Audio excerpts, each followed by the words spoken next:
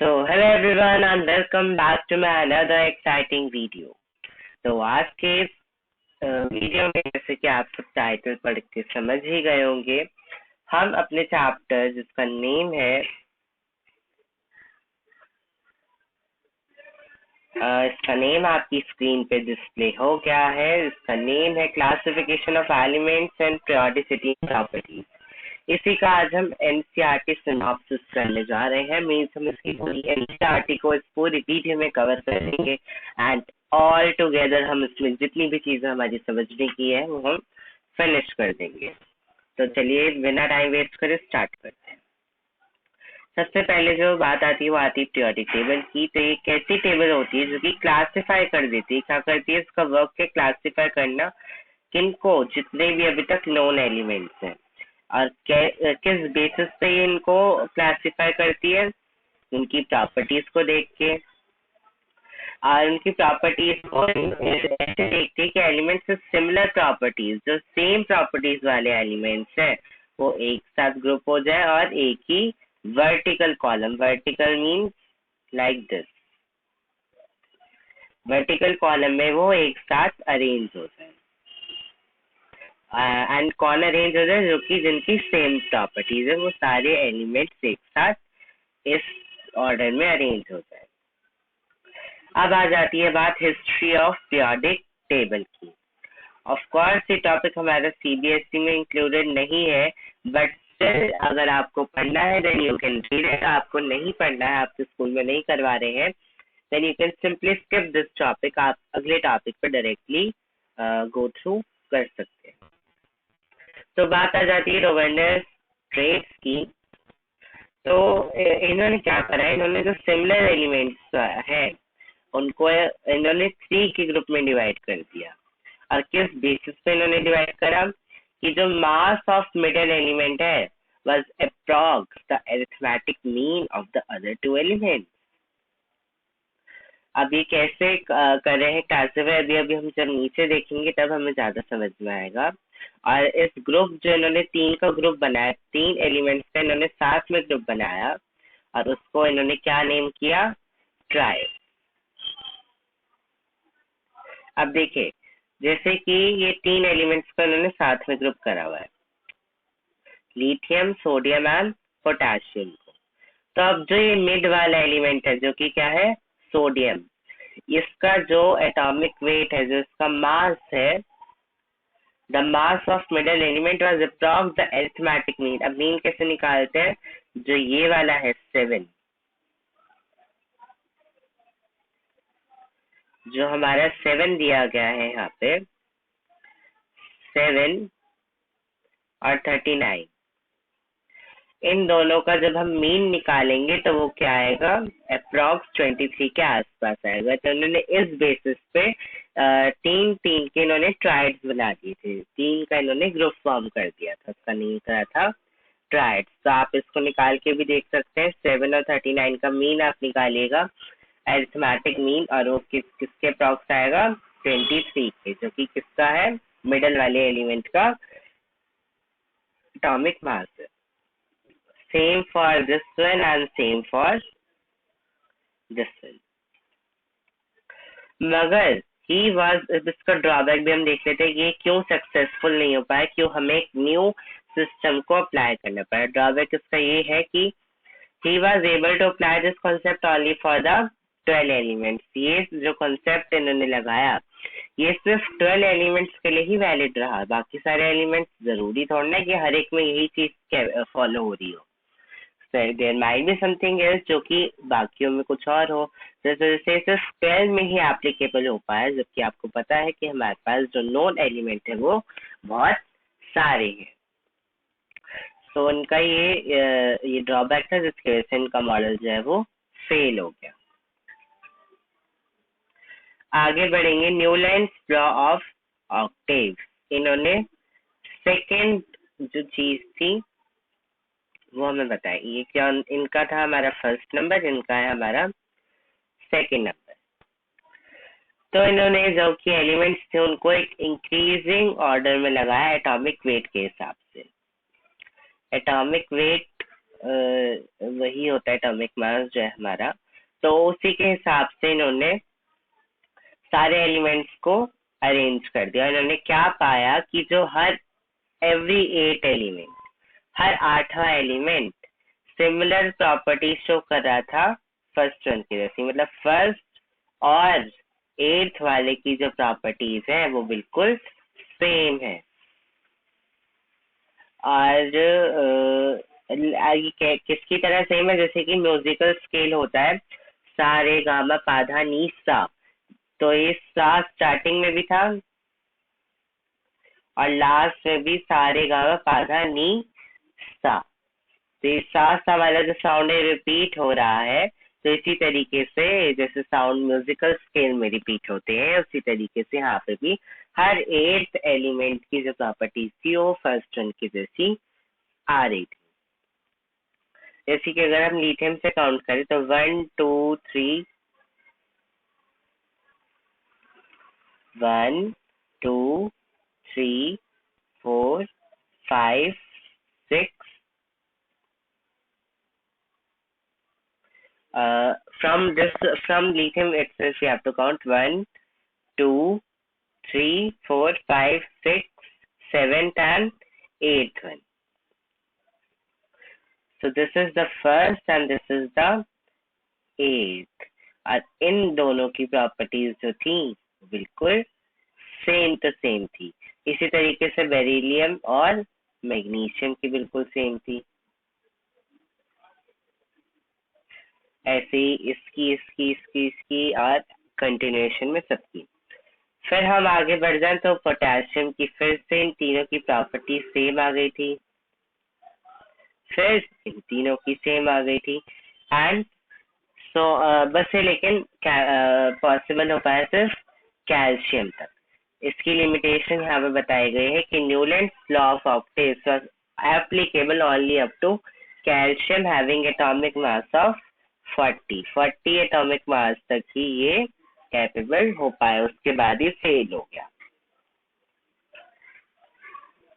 अब आ जाते हैं हम लोथर मेयर कर्व। ये भी हमारा सीबीएसई में इंक्लूडेड नहीं है। So if you want then you can read it, if you don't want then you can simply skip this topic. तो इन्होंने क्या करा, इन्होंने ग्राफ प्लॉट करा, plotted a graph between atomic volume and atomic weight. किसके बीच में इन्होंने graph plot करा, एटॉमिक वॉल्यूम और एटॉमिक वेट के बीच में of the elements and observed that, क्या ऑब्जर्व करा इन्होंने कि elements with similar properties occupy same part position on the curve. मतलब जिनकी सेम प्रॉपर्टीज थी, सिमिलर प्रॉपर्टीज थी, वो कर्व पे, जैसे कि कर्व होता है पूरा ऐसे ऐसे ऐसे ऐसे, तो इसमें जो सेम प्रॉपर्टीज वाले थे वो सेम पोजीशन पे थे। जैसे कि अगर मैं बोलूं रेड वाले टॉप पर है तो जो सेम रेड प्रॉपर्टीज शो करेगा वो भी टॉप पर ही होगा। और जो सेम प्रॉपर्टीज, जैसे कि I will denote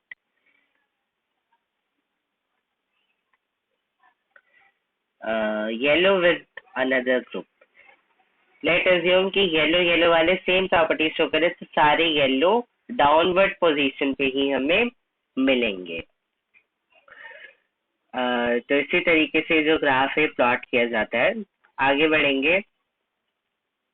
the most electropositive metals, अब हम देख लेते हैं कि किसकी पोजीशन कहाँ पे थी। जो सबसे इलेक्ट्रोपॉजिटिव मेटल्स थे जिनको क्या बोला जाता है, एल्किलाई मेटल्स, जैसे कि lithium, sodium, potassium, rubidium, calcium, ये सब ऑक्यूपाई कर रहे थे कहाँ पे, पीक पे। जो पीक होती है कर्व की, यहाँ पे ऑक्यूपाई अपनी पोजीशन कर रहे थे। और सबसे इलेक्ट्रोनेगेटिव एलिमेंट जैसे कि chlorine, bromine, iodine, ascending position, ascending मतलब चढ़ती हुई, छोटे से बड़ा होता हुआ। तो ये जो असेंडिंग पोजीशन है, ये वाली पोजीशन, ये कौन ऑक्यूपाई कर रहे थे, इलेक्ट्रोनेगेटिव एलिमेंट। और जो सबसे लेस इलेक्ट्रोपॉजिटिव एलिमेंट है जैसे कि बेरिलियम, मैग्नीशियम, कैल्शियम, SgBa, ये सब कौन सी पोजीशन ऑक्यूपाई कर रहे थे, डिसेंडिंग। डिसेंडिंग मतलब बड़े से छोटे की तरफ जाना।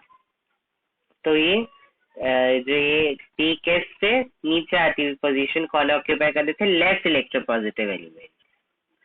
And on the basis of it, he said properties of elements are the periodic function of their atomic masses. इसी के बेसिस पे उन्होंने कहा कि जितने भी प्रॉपर्टीज है एलिमेंट्स की वो पीरियोडिक फंक्शन है। क्या है? पीरियोडिक फंक्शन है किसकी? एटॉमिक मास की। मतलब इन्होंने एटॉमिक मास की वैल्यू बताई। तब आप यहाँ पे देख सकते हैं कंपैरिजन में आपको यहाँ से शो कर देता बताया गया था lithium, sodium, potassium, rubidium and calcium. ये देखिए lithium, sodium, potassium, rubidium and calcium नहीं होगा, ये CS होगा यहाँ पे। It may be a mistake of printing.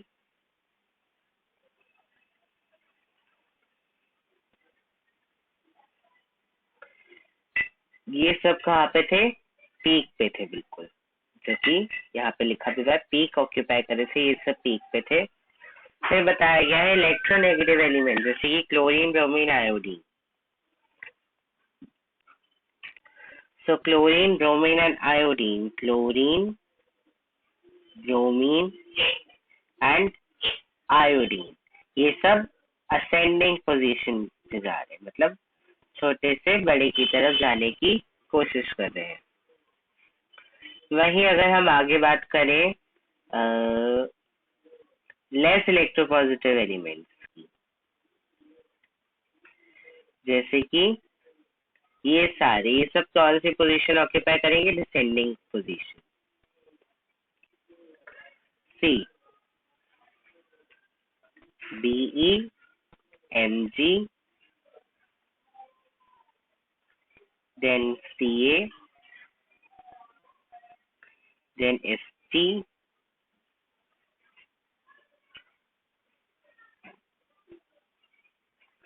and Ba. It may be Sr, which I feel that is here, but it's okay if it is St also, cause I cannot find St over here. तो ये सब as you can see ये सब downward जा रहे हैं, जो peak है उससे नीचे की तरफ जा रहे हैं। तो ये सब हमारे हो गए लेस इलेक्ट्रोपॉजिटिव एलिमेंट। तो यही चीज इन्होंने हमें बताई थी। अब आ जाते हैं मेंडलीव्स पीरियोडिक लॉ पर। सो सी, लोथर-मेयर एटॉमिक वॉल्यूम कर्व अभी हमने देख ली। अब हम बात करेंगे मेंडलीव्स पीरियोडिक लॉ की। ये आई थिंक ये था हमारा थर्ड वन, एंड अब हम जा रहे हैं अपने फोर्थ वन पे, मेंडलीव्स पीरियोडिक लॉ पर।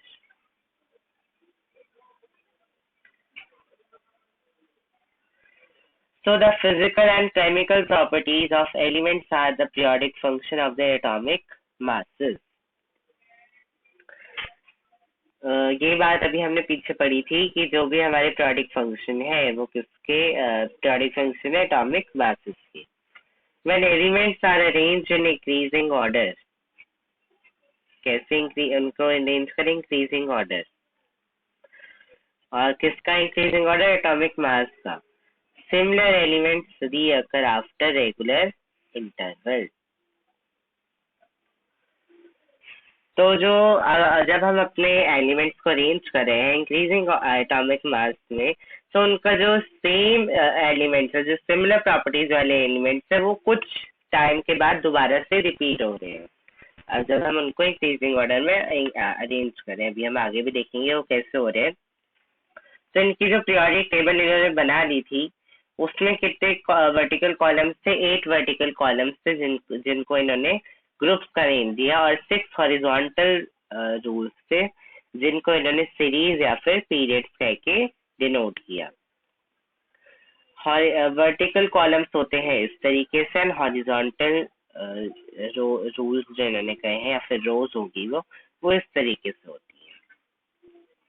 The groups are numbered from 1 to 8. Groups को इन्होंने नंबर करा 1 से 8 तक and further subdivided into group A and B up to group 7, whereas group 8 and 9 contain elements in 3 sets containing 3 elements each. ये हमें जब हम टेबल देखेंगे तब हमें ज्यादा समझ में आ जाएगा. Advantage significance of Mendeleev's periodic table. अब इन्होंने क्या ऐसी एडवांटेज दी अपनी टेबल से. ऑफ कोर्स सक्सेसफुल इनकी भी नहीं है. इनके बाद एक और हमें पढ़ना है जिन्होंने फाइनली एक सक्सेसफुल पीरियोडिक टेबल हमें दी है जो हम आज फॉलो कर रहे हैं. तो इनके भी कुछ ड्रॉबैक्स रह गए थे जिनको उन्होंने अच्छे से कर दिया, लेकिन इन्होंने क्या एडवांटेज दी वो हम देखते हैं. He predicted the unknown elements on the basis of their position in his periodic tables. कुछ ऐसे एलिमेंट्स थे जो कि तब तक नोन नहीं हुए थे, वो अननोन थे, उनकी डिस्कवरी हुई नहीं थी. तो उन्होंने क्या करा, उनके लिए अपनी पीरियोडिक टेबल में स्पेसेस लीव कर दी थी कि मतलब अभी आने वाले फ्यूचर में जब इनकी डिस्कवरी होगी तो उनको उस जगह पे उस रिस्पेक्टिव पोजीशन पे उनको प्लेस कर दिया जाएगा. तो इन्होंने बहुत अच्छा एक एडवांटेज दिया था हमें कि इन्होंने उस एलिमेंट्स के लिए, अननोन एलिमेंट्स के लिए स्पेस छोड़ दिया था. एग्जाम्पल भी दिया गया है जैसे कि एल्यूमिनियम, सिलिकॉन एंड GE. तो इनके इन्होंने नाम भी EKA air and EKA GE इस नाम से इन्होंने डिनोट करके इन्होंने उसके लिए जगह छोड़ दी थी. He corrected some doubtful atomic masses. Earlier, BE was assigned atomic weight 13.5. पहले इन्होंने डाउटफुली एटॉमिक मासेस को रख दिया था, जैसे कि BE को इन्होंने 13.5 बता दिया था.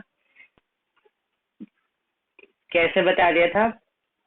बेसिस करके किस पे इक्विवेलेंट वेट उसका, क्योंकि 4.5 और वैलेंसी जो उसकी 3 है, बेसिस पे उन्होंने उसका 13.5 रख दिया था.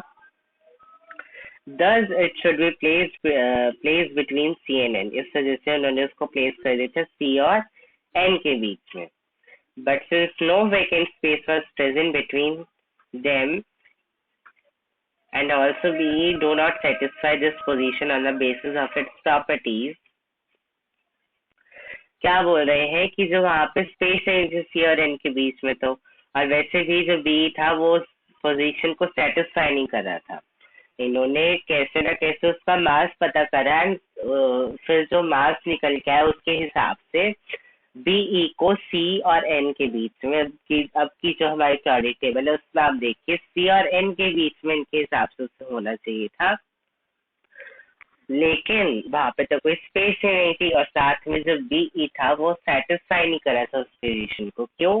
क्योंकि जो मतलब जो जब हम इनको कैटेगराइज करे थे, जो सेम एलिमेंट्स थे, सेम प्रॉपर्टीज थी, वो साथ में आने चाहिए थे, मगर BE की जो प्रॉपर्टीज थी वो मैच नहीं करी थी. इस वजह से इन्होंने उसको कुछ भी नहीं करा था. Therefore valency 2 was assigned to BE.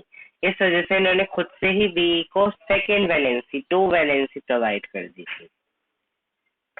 And its atomic weight was correct करा था उन्होंने, करेक्ट करके क्या रख दिया था, उसको 9 की वैल्यू रख दी थी. Thus it was placed between lithium and boron. इस वजह से आज की डेट में उसको हम लिथियम और बोरॉन के बीच में रख के पढ़ते हैं, क्योंकि इन्होंने उसको जो इतनी बड़ी हमें मिस्टेक चली भी आ रही थी वो इन्होंने करेक्ट कर दी थी. अब इनकी जरा डिसएडवांटेज भी देख लेते हैं. Position of isotopes. सबसे पहले इनकी डिसएडवांटेज है, इन्होंने आइसोटोप्स को अलग अलग रख दिया था. Did not assign any separate place to isotope in his periodic table.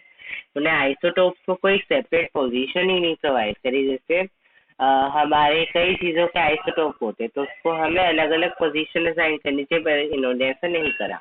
इन्होंने सेम ही जगह उसको रहने दी. जैसे कि मान लीजिए मैं कहूँ कि कार्बन के आइसोटोप होते हैं, तो इन्होंने कार्बन के आइसोटोप को कोई सेपरेट पोजीशन नहीं प्रोवाइड करी. इन्होंने कहा कि जो कार्बन के आइसोटोप है और सब है वो इसी में ही रहेंगे. Hydrogen is placed in group 1A. दो it resemble properties of 7A, जबकि जो हाइड्रोजन को इन्होंने 1A में रख दिया था, जबकि उसकी प्रॉपर्टीज किससे रिजेंबल करी थी? 7A से रिजेंबल कर रही थी। Some elements of high atomic weight, कई एलिमेंट्स का बहुत ज्यादा एटॉमिक वेट था, having place before elements having low atomic weight, और कईयों का बहुत ज्यादा एटॉमिक वेट था फिर भी उन्हें बहुत पहले प्लेस करी थी उनसे जिनका की बहुत लो एटॉमिक वेट था। मतलब हाई को बाद में होना चाहिए था और लो को पहले होना चाहिए था, पर इन्होंने उल्टा कर दिया, इन्होंने हाई को पहले रख दिया, लो को बाद में रखा। जैसे कि ए आर का 39.9 है और के का 39.1 है, तो इन्होंने क्या करा, ए आर को पहले रखा और के को बाद में रखा, जबकि होना का चाहिए था के पहले होना चाहिए, क्योंकि इसका 39.1 है और ए आर का 39.9 है, तो ए आर को बाद में होना चाहिए था के, पर ऐसा नहीं किया गया। 9 elements in group 8 were placed without any justification, और ग्रुप 8 जो था उसमें 9 एलिमेंट्स को ऐसे ही रख दिया गया था जिसकी कोई जस्टिफिकेशन में इन्होंने नहीं दी गई थी। तो इनकी चलिए अब हम एक जो इनकी पीरियोडिक टेबल थी उन पे एक जस्ट हम अपनी एक आइज देख लेते हैं। तो आपके सामने प्रेजेंट है periodic table of elements based on Mendeleev periodic law, and कुछ इस तरीके की इन्होंने पीरियोडिक टेबल हमारे सामने प्रेजेंट करी थी, जो कि सक्सेसफुल नहीं हो पाई, लेकिन इन्होंने हमें काफी सारे हिंट्स दे दी थी पीरियोडिक टेबल के बारे में। तो इसका हमने एक क्विक सिनॉप्सिस देख लिया है, एंड चलिए अब हम वापस चले जाते हैं अपने टॉपिक की तरफ। अगर आप चाहते हैं तो आप एक मिनट पॉज करके अभी जो हमने बातें पढ़ी इनके बारे में उसको आप देख भी सकते हैं, सो दैट आपको एक आइडिया मिल जाए कि क्या कहा गया था। Yes, welcome back again. अब आ जाते हैं हम अपने नेक्स्ट टॉपिक जो कि है मॉडर्न पीरियोडिक लॉ, जिसको हम मॉडर्न पीरियोडिक टेबल भी कहते हैं। तो ये दी गई थी मोसले एंड बोर के द्वारा। The properties of elements and periodic function are of their atomic number. ये इन्होंने बिल्कुल सही बात कही, क्योंकि आज जो हम पीरियोडिक टेबल पढ़ रहे हैं वो किसके अकॉर्डिंग है? एटॉमिक नंबर के अकॉर्डिंग है। तो ये बात अभी तक कोई नहीं बताया था, सब एटॉमिक मास के पीछे भाग रहे थे, मगर इन्होंने बताया कि वो किसके अकॉर्डिंग है? एटॉमिक नंबर के हिसाब से अगर हम एलिमेंट्स को अरेंज करें कैसे इंक्रीजिंग ऑर्डर में, तब जाके हमें कहीं सिमिलर एलिमेंट्स मिलते हैं जो कि एक के बाद एक आ रहे हो। A modern periodic table या फिर long form of periodic table, तो it consist of horizontal rows present है उसमें, जिसको हम पीरियड्स बोलते हैं, वर्टिकल कॉलम्स है जिसको हम ग्रुप्स बोलते हैं। 18 ग्रुप्स प्रेजेंट है मॉडर्न पीरियोडिक टेबल में, which are numbered from 1 to 18, 1 से 18 तक उनके नंबर है। 7 पीरियड्स है जिनका नंबर है 1 से 7 तक। बताया गया है फर्स्ट पीरियड में 2 एलिमेंट्स प्रेजेंट है, सेकेंड एंड थर्ड में 8 एलिमेंट्स प्रेजेंट है, 4 and 5 में 18, 6 में 32 and 7 पीरियड 7 इज इनकम्प्लीट। अब कॉज क्या है इस periodicity का प्रॉपर्टीज में? The cause of periodicity in properties of elements is the repetition of similar outer electronic configuration after certain regular interval। क्यों जो प्रॉपर्टीज है वो कुछ टाइम बाद वापस से रिपीट हो जाती है, कुछ पीरियड के बाद वो वापस से हमारे पास सेम प्रॉपर्टीज सामने आ रही है। अब ये क्यों हो रहा है? क्योंकि रिपीटेशन हो रहा है किसका? आउटर इलेक्ट्रॉनिक कॉन्फ़िगरेशन का, जो सबसे बाहर वाली जो शेल है उसकी जो इलेक्ट्रॉनिक कॉन्फ़िगरेशन है वो जब सेम हो जाती है तब जो प्रॉपर्टीज है वो भी सेम हो जाती है। Thus electron belonging to same group has same properties, इसी वजह से जो सेम ग्रुप में आ रहे हैं उनकी सेम प्रॉपर्टीज है, hence they have similar, since they have similar electronic configuration। क्यों? क्योंकि उनकी सेम इलेक्ट्रॉनिक कॉन्फ़िगरेशन होती है। अब ये क्वेश्चन बहुत बार आता है कि आपको बोल दिया जाएगा कि आपको 100 के बाद जो भी है उनका आप नेमिंग कीजिए। तो आप कैसे करेंगे उनकी नेमिंग? मान लीजिए आपसे बोला गया कि 107 की नेमिंग करिए, तो हमें ये वाली जो टेबल है ये हमें बहुत अच्छे से याद कर लेनी है। इसके लिए सबसे पहले हम 1 के लिए देखें तो इसका हम नेम रखेंगे अन। तो हम सबसे पहले 1 के लिए लिख देंगे अन।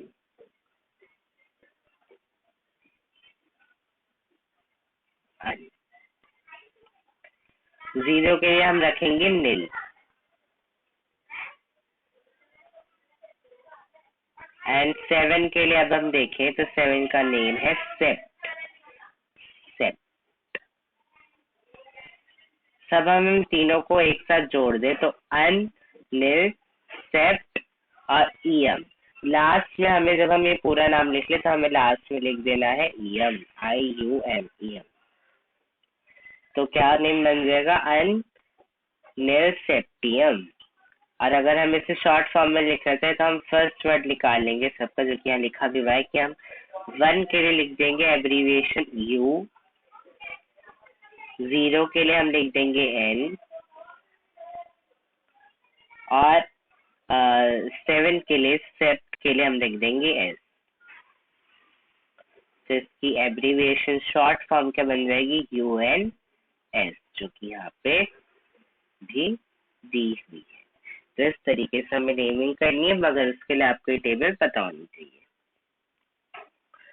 तो इसके बाद से जो हमारी टॉपिक है बचा हुआ वो हम करेंगे अपनी नेक्स्ट वीडियो में। एंड आई थिंक 2 और 3 पार्ट्स में वीडियो हमारा जो चैप्टर है फिनिश हो जाएगा। So we'll meet you in my next video. Till then, goodbye. And don't forget to like, share, comment and subscribe the channel.